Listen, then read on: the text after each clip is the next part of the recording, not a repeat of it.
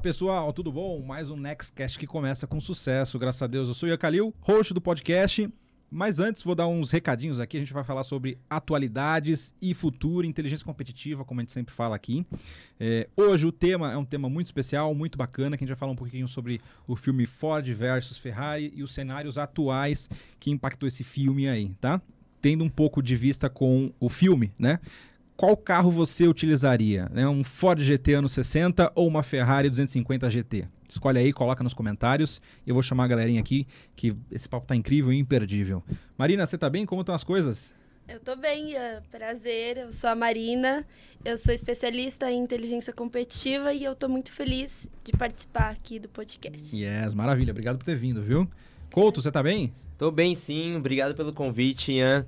Bom, como ele falou, eu sou o Vini Coutinho, sou gerente de marketing aí da Ford. E é um prazer estar aqui nessa mesa riquíssima aqui. Yes. E bora para mais um papo. Bora para mais uma. E Arthurzão, você tá bom? Opa, olá pessoal, eu sou Arthur Valenga, sou especialista em cinema e crítico também. Estarei aqui para analisar o filme com vocês. Sem dúvida, isso aí. E o último, um dos mais importantes aí também. E aí, Johnny, você tá bem? Prazer, pessoal, eu me chamo Jonathan. Eu tenho uma trajetória longa aqui na Ferrari. Yes. Atualmente eu sou gerente de produtos. Vamos para mais um papo legal aqui. Yes. E aí, você prefere o quê? Ford, GT ou Ferrari? Quem escolher um Ford é totalmente maluco, com todo respeito. Vamos lá, né? Vamos ver no já que começamos vai bem dar, o papo, né? Então, vamos ver o que vai rolar aí. Eu já sou contra isso daí. E aí, galera, falando um pouquinho do filme, né? Ele fez muito sucesso, o Ford versus Ferrari, que foi um filme que mostrou uma outra perspectiva, né? Como que aconteceu aquele momento, né? Um investimento muito grande da Ford. Como que vocês enxergaram aí esse filme? Tem um pouco a ver com a realidade? O que vocês imaginaram, assim? Eu acho que foi um filme bem interessante, até para retratar quanto foi a nossa luta, né? Para estar conseguindo atingir nosso espaço. E foi um filme que trouxe diversos insights e lições de como que o mercado é tão competitivo e se você não se reinventar, você vai ser superado, né? Então, acho que o segredo é você se reinventar, sair do comum para alcançar o seu objetivo. É legal um parâmetro com o filme, porque talvez o incômodo que a Ford causou na Ferrari fez a marca hoje ainda buscar se reinventar e não ficar naquele comodismo de somos os melhores, vamos sentar nesses resultados e acabou. Mesmo o filme retratando uma visão totalmente americana, eu acho que é uma história muito válida, pensando em marca, em inteligência competitiva e tudo mais. Exato, a forma como a Ford se posicionou foi muito bacana, assim, né? Apesar de, concordo com você, foi uma forma mais puxando a sardinha deles, né? Mas teve toda essa inteligência, esse investimento em marketing, esse investimento em tecnologia para conseguir fazer um carro que, querendo ou não, desculpa a Ferrari, mas é um excelente carro. O Ford GT é um carro sensacional. Para quem já viu de perto, muito bonito também, né? Aproveitando a presença do Arthur, gostaria de saber um pouco mais sobre ele, sobre a questão do filme. Como que ele vê a questão do Enzo sendo retratado? Você acha que foi uma artimanha de storytelling deixar o Enzo mais como uma figura brava, um arrogante? Quais são suas considerações? Olha, totalmente. O Enzo, ele foi conhecido por ser uma pessoa muito temperamental, mas toda essa questão dessa caricatura que fizeram dele, né, os roteiristas americanos do filme, na hora de puxar a sardinha para eles, trouxeram essa questão mais realmente caricata do italiano. Mas foi uma boa retratação do Enzo Ferrari, né? Ele tinha todas essas questões administrativas, muito orgulhoso, né, muito guiado pelo ego, mas eu aprovei essa retratação. Puxando a sardinha pro ego, é interessante a gente, no momento do filme que a Ford tenta comprar a divisão da Ferrari de Fórmula 1, a gente vê como o ego do Enzo floresce muito mais porque ele quer vender para a Fiat, porque a Fiat é italiana. Exato. Qual que é o insight que você tem sobre isso, Marina? Você acredita que foi uma decisão errada ou foi o melhor para ambos? De qual? Da Fiat, ou da Ferrari, da Ford? Da Ferrari. Desculpa. Da Ferrari decidir não vender para Ford e fechar com um parceiro que seria a Fiat, no caso, para poder se manter. E um concorrente, né, nesse meio. Bom, se vocês olharem num parâmetro geral, foi muito importante a Principalmente a Fiat ali tá de olho nos concorrentes. Quando a Ford ela faz a proposta para a Ferrari ela já tá pensando em como que ela vai garantir os mesmos direitos que ela tem, principalmente do foco deles, que era a Fórmula 1, não era a venda de carros, tanto que a comparação da venda de carros da Ford e da Ferrari eram totalmente diferentes. Exato. E aí, quando ela vê que ela tá em vantagem, acho que a melhor estratégia nesse ponto foi a Fiat estar de olho. Porque quando ela viu que a Ferrari ia vender, ela foi lá e falou, putz... Mas será que a Fiat estava de olho ou a água bateu na bunda? Pois é, era isso que eu ia falar. Foi ego do Enzo ou foi inteligência? Porque ele viu que tinha a perspectiva, o interesse da Ford em comprar a parte da Ferrari, ele se aproveitou disso sabendo que estava fazendo uma negociação com a Fiat, né? Exato. Então, é até bom estar os dois lados aqui para a gente debater isso. Foi ego ou foi inteligência? Porque ele aproveitou de uma situação, foi tirado fotos, mostrado para o CEO na época e dono da Fiat, né? E com isso ele fez uma outra proposta maior, ou seja, ele usou de um interesse para aumentar o preço da venda. E aí, o que vocês acham? Foi inteligência ou ego? Poxa, aí que entra a inteligência de mercado, né? Então, é aquilo de você estar antenado no que está acontecendo no seu mercado ao redor. Porque se a Fiat não toma essa iniciativa de saber como que está rolando essas negociações e demais, ela não teria essa iniciativa. Então, aqui vai uma lição para você sempre estar de olho no seu mercado para que você não fique atrás do seu concorrente. E puxando a sardinha para minha casa, se falou muito sobre o ego do Enzo, eu não vou entrar nesse debate. Você falou um pouco sobre a inteligência da Fiat, mas é justamente a bola que você levantou sobre a própria competência da Ferrari. Porque a gente vê a Ford com números enormes, com uma linha de montagem revolucionária, com muito dinheiro e caixa envolvido. Com certeza a Ford poderia cobrir a oferta da Fiat. A questão não foi dinheiro. E aí entra a inteligência de mercado que talvez o Enzo teve e não é muito reconhecida. Talvez por ser um filme americano e tudo mais. Se fosse feito por italianos, eu acho que seria diferente. Porque é entender um pouco a cultura da sua marca, a cultura do seu produto. Porque reflitam comigo aqui, vocês em casa e tudo mais, de que no momento que a Ferrari passasse a ser americana, aqueles valores italianos, aquela cultura que permeia a marca, que faz a marca ser tão forte até hoje, seria notavelmente diferente. Esses produtos eles entrariam numa linha de montagem, talvez não teria o glamour que a Ferrari tem até hoje, que foi justamente o que o Enzo sempre bateu. Então... eu entendo que houve uma inteligência competitiva da Fiat, mas eu gostaria de agregar aqui para o debate esse lado da Ferrari de valores. Né? Então, se por algum acaso, mudança na história ali, a Ford fosse, na verdade, conseguisse comprar a Ferrari. A gente vê um histórico de outras marcas que compram marcas de luxo, acabam não deixando tão luxo assim ou tão exclusivas assim. Como que vocês imaginam que seria essa compra se acontecesse? O primeiro fator, e isso daqui, sem estar puxando sardinha para um lado ou para o outro, eu entendo que, naturalmente, a Ferrari ela não teria carros tão caros que talvez não tivesse retorno, porque tudo que é usado na Ferrari é de altíssima qualidade e, naturalmente, quando você vai para a linha de montagem americana, a tendência é que ainda se mantenha a qualidade, mas não tenha apreço aos detalhes, que é justamente o diferencial da Ferrari. Mas eu gostaria de jogar a bola para vocês, para discorrer um pouco mais sobre as marcas de luxo que hoje compõem o mercado de luxo da Ford. Não, olha só. Eu particularmente acho que se a Ford tivesse conseguido comprar a Ferrari, não só como a Ferrari não seria o que ela é atualmente, porque o Fordismo aplicado à Ferrari ia fazer com que a qualidade do produto deles caísse. Sim. É inevitável isso. Não tem como manter a qualidade da Ferrari, que é para ser, seguindo o Fordismo ou uma linha de produção em massa. Agora, a Ford quis bater de frente com isso, criou o Mustang, né? Um carro mais esportivo, os carros de luxo. Eu, particularmente, acho que isso daí não trouxe, vendo o cenário atualmente, não trouxe o retorno que eu acho que eles esperavam naquela época de se tornar a Ferrari. Porque a Ferrari ainda é o grande top do carro, né? É o ápice de que um carro pode ser. E o Mustang, não só como não conseguiu chegar nessa posição... O Ford GT também, né? Que tem. Sim, o Ford. Como também não trouxe uma ligação tão forte, a linha Mustang com a linha Ford.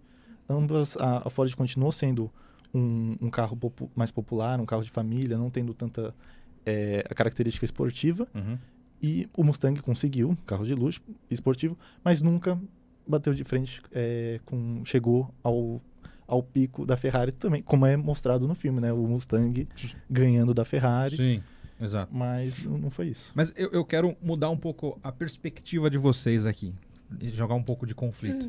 Na verdade, o ego não foi do dono da Ford a partir do momento que ele não conseguiu comprar a Ferrari e quis mostrar que ele é tão bom quanto? Bom, então eu acredito que o ego do Henry Henry Ford foi sim, também.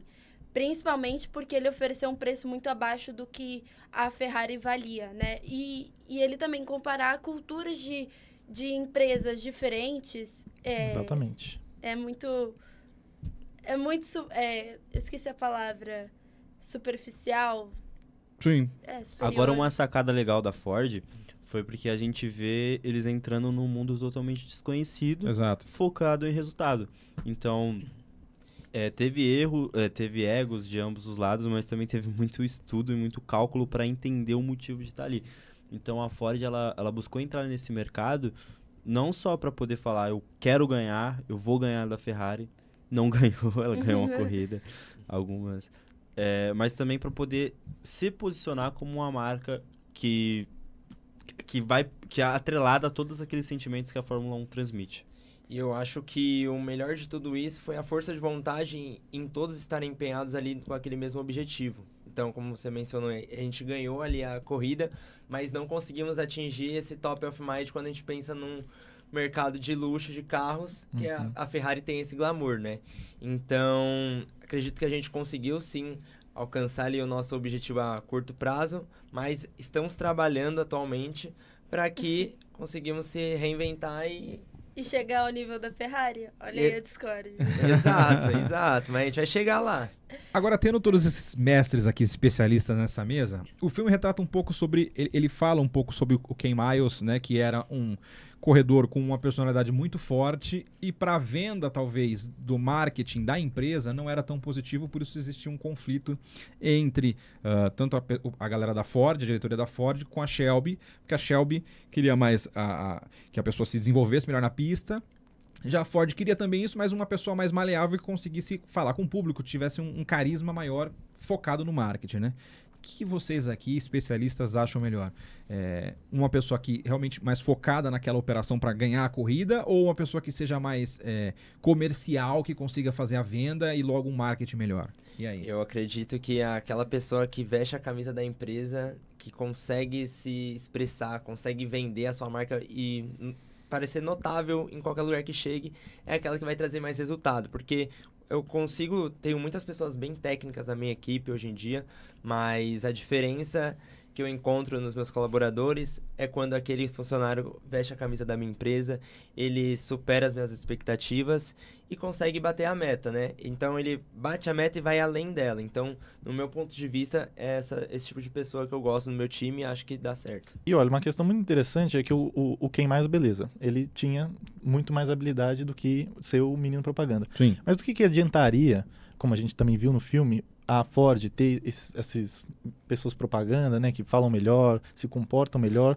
se não apresentam um resultado que a Ford esperava. Né? O que adianta eles estarem com o projeto Mustang, com os pilotos propaganda deles, chegando em colocações que não trouxeram o resultado e o destaque que a Ford e a Mustang queria.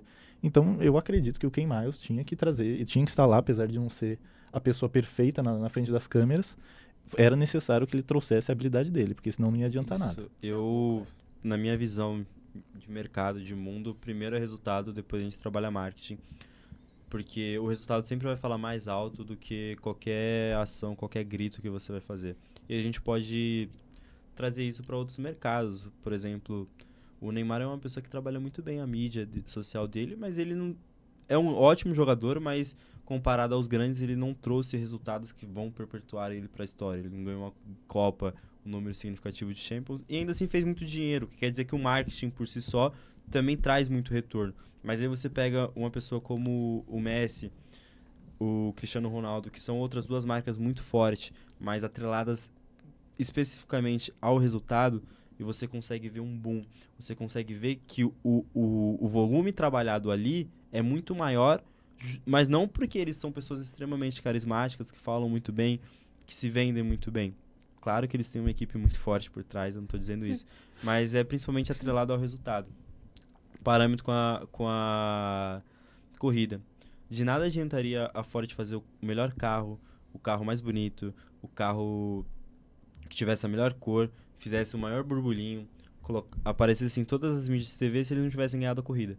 Então, se aquela corrida não tivesse sido ganha com os 3 cruzando a linha de chegada, a gente não estaria falando sobre isso hoje. Então, eu vejo que primeiro a gente pensa em resultado, tendo resultado a gente começa a trabalhar uma marca, a gente começa a trabalhar a sua comunicação. E trazendo para uma visão de mercado, eu concordo super com o que o Arthur e o Jonathan trouxeram aqui.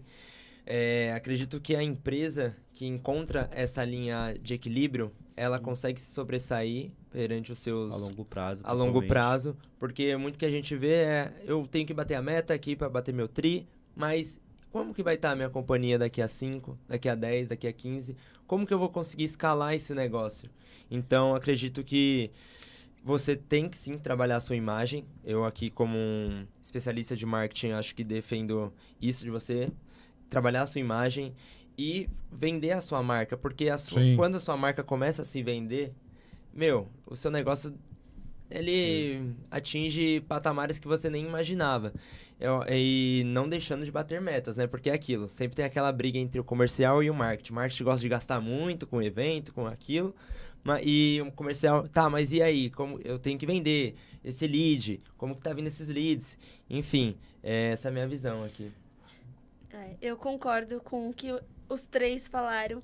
Eu acho que uma empresa, para ela ter uma evolução, para ela crescer, tem que andar junto tanto a parte de marketing quanto de resultados, né? Nenhuma empresa, ela também vive só de imagem. Eu acho que eu peso um pouco mais pro lado do resultado, porque é onde você consegue um retorno financeiro, você consegue visibilidade também. Então, para mim, os 2 são muito importantes, mas eu peso mais pro lado do resultado. Desculpa, Coutinho. E você, galera que tá nos assistindo, coloca aí nos comentários qual lado você iria mais, marketing ou eficiência, de fato, resultado. Coloca aí na descrição aí, vamos debater. Se tivesse alguma pergunta, a gente vai ler aqui também ao vivo. E debatendo sobre esse assunto, eu acho que para o debate ficar mais rico, é sempre importante a gente também ter noção do estágio do produto, do projeto, da empresa. Porque vai chegar muitos casos que você tem resultado muito bom e não vão saber sobre você. Vai chegar muitos lugares que vão saber muito sobre você, mas o seu produto não entrega o que promete. Então, não vamos achar que marketing, estratégia, inteligência competitiva é uma regra que segue receita de bolo. É legal sempre estar antenado às tendências, saber ler cenários, entender todo esse contexto macro e micro. Cada caso é um caso, né, gente? Então, como você falou, não tem como. Trazendo um pouco para a atualidade aqui, vocês acham que temos o mesmo glamour que tínhamos no passado? Por exemplo, você pega a Ford, a Ferrari tem um pouco mais, mas você como especialista da Ford, você acha que a gente tem esse glamour ainda? Como que é a linha que a gente está tendo? E se temos novas marcas que ultrapassaram esse glamour que antigamente era uma Ferrari, uma Lamborghini ou até mesmo um Ford GT? Como que vocês encaram aí? Bom, eu acredito que a Ford hoje em dia ela está passando por um mercado difícil, né? Uma reestruturação também? Uma reestruturação ali de mercado. A gente perdeu uma fábrica bem grande ali no ABC. E isso chocou um pouco o mercado, né? Porque, poxa, a Ford está saindo agora do Brasil, como que vai ser isso? Como que vão ficar esses funcionários? E acredito que todo o mercado de veículos está passando por uma reestruturação por conta da chegada de novos entrantes, né? Que tem aí o BYD, Tesla e afins, que são carros híbridos com tecnologia elétricos e que estão vindo muito com a pegada que as empresas hoje em dia estão se preocupando, né? Que é a famosa ESG. E isso está crescendo muito no mercado, as pessoas estão cada vez mais olhando para essa causa e que, de certo modo, muda um pouco, né? Quando a pessoa vai comprar um carro. Poxa, eu preciso mesmo comprar uma Ferrari que vai acabar com o meu meio ambiente, sendo que eu posso comprar um BYD que pode acomodar minha família e eu ainda estar respeitando o meio ambiente. Acho que tem muito esse disse-me-disse E acho que tem muito papo aqui pra gente falar sobre isso. É interessante porque todo o mercado automotivo, se você for refletir, ele tá em um processo de se reinventar. Porque tem os novos entrantes, tem a questão também que o petróleo, a gente tem estimativas que vai até 2080, se eu não me engano, e depois disso a gente não sabe exatamente o que vai fazer. E por outro lado a gente tem marcas tradicionais como Ford, Ferrari, Lamborghini, que ela tem um apelo mais de ser um veículo, de ser realmente um veículo como, não com um fim de ESG, de meio ambiente. A pessoa ela quer entrar numa Ferrari, num Ford GT e sentir o motor, ela quer sentir o carro, ela quer ouvir aquele barulho e realizar talvez um sonho, um desejo. E quando a gente pega esses medos de cenários futuros, as marcas precisam se reinventar. Esse mercado de elétricos é um grande baque, mas um baque positivo, porque a gente também tem que pensar que a gente precisa buscar novas alternativas. Então, espero que a Ford consiga achar um novo modelo de negócio, assim como nós da Ferrari também a gente está buscando. Boa. Que tá atrasado no mundo dos elétricos, né? Então. Ainda tá pra lançar o primeiro. Boa. Ou não. Ou não. Ou não. Não, Ou ela vai tá pra seguir lançar. na linha e não vai querer É porque é aquilo, se misturar. com todo respeito, mas a Ferrari ela não é um carro, Ela é uma máquina. nenhuma máquina. A Ferrari é um artigo de luxo. A Ferrari ela é diferente da Lamborghini, por exemplo, que é um carro de luxo, mas a Ferrari é como se fosse uma obra de arte. Sim. Então, o nosso objetivo não é lançar um carro elétrico. O nosso objetivo é entender como lançar da melhor forma, da forma mais eficiente para o nosso consumidor final. É que esse ano tem um burburinho por aí falando que vocês vão anunciar o primeiro carro elétrico de vocês. Mentira. Não consegue Break confirmar, news. não Temos consegue a confirmar informação. nada. Na Informação fonte. Primeira mão, hein? Primeira Se mão. for lançar, vocês saberão aqui nesse podcast ao vivo.